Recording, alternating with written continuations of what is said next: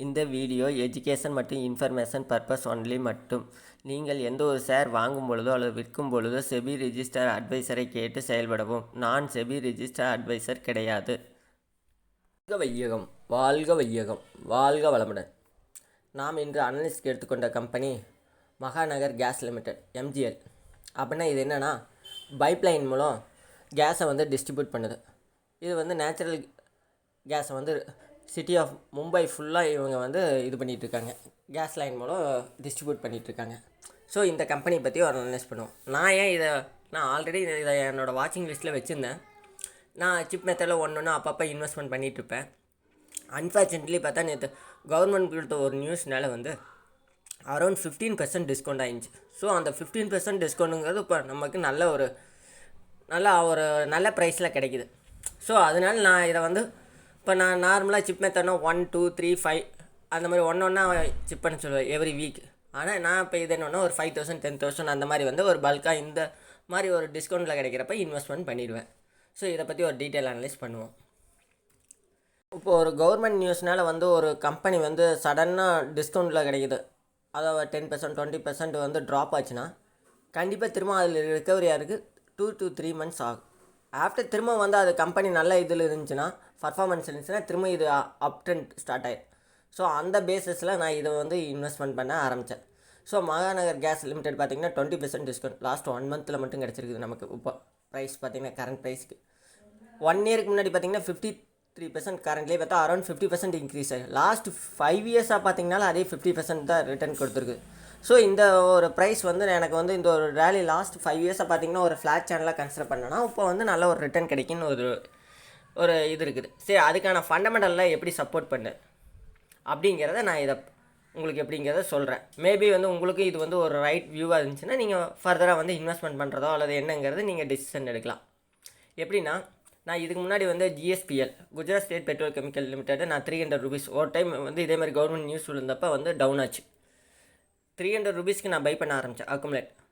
Around 450 போகிறப்ப நான் வந்து சோல்ட் அவுட் பண்ணிட்டு வெளியே வந்தேன். ஸோ வித்தின் ஒரு 4 monthsக்குள்ளேயே எனக்கு வந்து ஆல்மோஸ்ட் சொல்ல போனீங்கன்னா 50% எனக்கு ப்ராஃபிட் கிடச்சி. ஸோ அந்த மாதிரி தான் இதுலேயும் நான் எதிர்பார்க்குறேன். ஸோ அதனால் நான் வந்து இதில் இன்வெஸ்ட்மெண்ட் பண்ண ஆரம்பித்தேன். அதுக்கடுத்து இது என்னன்னா, ஃபஸ்ட்டு எடுத்தோன்னே ஃபண்டமெண்டல் ஸ்ட்ராங்காக இருந்தால் தான் மேபி ஏதாவது நெகட்டிவ் நியூஸ் வந்தாலும் திரும்ப அப் ட்ரெண்ட் ஆகுன்னு நான் சொன்னேன். ஸோ இதில் என்னென்னலாம் வந்து ஃபண்டமெண்டல் வந்து நமக்கு கேப்சர் ஆகுது. ஃபஸ்ட்டு ஸ்டாக் பி 13 தான் இருக்குது, ஆனால் இண்டஸ்ட்ரி பி பார்த்திங்கன்னா 18.5. ஸோ இது கூட இதை கம்பேர் பண்ணால் எனக்கு ரொம்ப கம்மியாக இருக்கிறதுனால இதை வந்து நான் வந்து ஒரு நல்ல ஒரு ஸ்டாக் பி இருக்கிற ஒரு நல்ல கம்பெனின்னு நான் டிசைட் பண்ணேன். அதுக்கு அடுத்தது பார்த்திங்கன்னா டிவிடெண்ட் டீல் 2% தரேன். ஸோ வெதர் வந்து 10%, 20% இன்க்ரீஸ் ஆகுதோ இல்லையோ, இயர்லி 2% டிவிடெண்ட் நமக்கு கிடச்சிட்ருக்கு. டெபிட்னு பார்த்திங்கன்னா 139 crores தான் இருக்குது. ஸோ கம்பேர் பண்ணோன்னா வெறும் வந்து 0.03%ங்கிறதெல்லாம் வந்து ஒரு டெபிட்டே கிடையாது. அதுக்கடுத்து பார்த்திங்கன்னா ஏர்னிங் பர் ஷேர், இது வந்து ரொம்ப அட்ராக்டிவ். ஆல்மோஸ்ட் 8% வந்து நம்ம ஏர்னிங் பர் ஷேர் கிடைக்குது.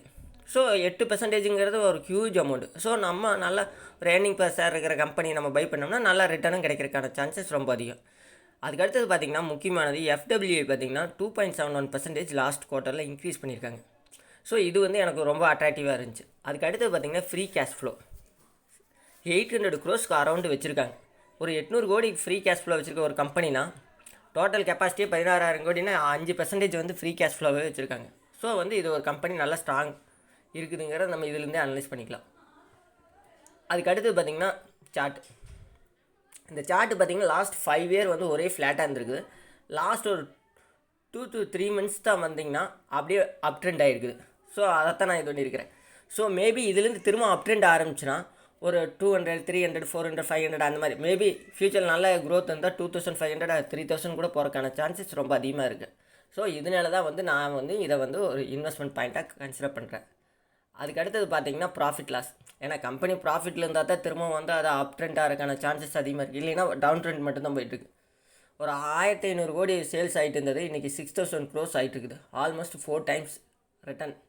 ப்ராஃபிட்டும் பார்த்திங்கன்னா 400 crores ஆனது இன்றைக்கி வந்து 1,600 crores. ஆல்மோஸ்ட் வந்து ஒரு 1,600 கோடிங்கிறது நல்ல ப்ராஃபிட்.